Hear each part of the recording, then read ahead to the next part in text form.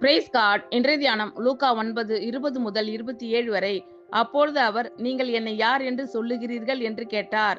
பேதுரு பிரதியுத்தரமாக, நீர் தேவனுடைய கிறிஸ்து என்றான். அப்பொழுது அவர்கள் அதை ஒருவருக்கும் சொல்லாதபடிக்கு உறுதியாய் கட்டளையிட்டார். மேலும் மனுஷகுமாரன் பல பாடுகள் படவும், மூப்பராலும் பிரதான ஆசாரியராலும் வேத பாரகராலும் ஆகாதவன் என்று தள்ளப்படவும் கொல்லப்படவும் 3ஆம் நாளில் உயிர் தெழுந்திருக்கவும் வேண்டும் என்று சொன்னார்.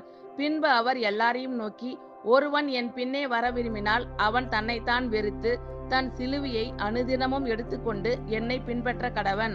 தன் ஜீவனை ரட்சிக்க விரும்புகிறவன் அதை இழந்து போவான். என் நிமித்தமாக தன் ஜீவனை இழந்து போகிறவன் அதை ரட்சித்துக் கொள்ளுவான்.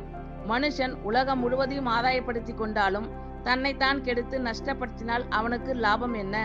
என்னை குறித்தும் என் வார்த்தைகளை குறித்தும் எவன் வெட்கப்படுகிறானோ அவனை குறித்து மனுஷகுமாரனும் தம்முடைய மகிமையோடும் பிதாவின் மகிமையோடும் பரிசுத்த தூதர்களின் மகிமையோடும் வரும்போது வெட்கப்படுவார்.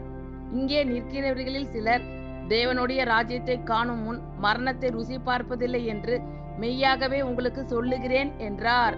ஆமென். Thank you Lord.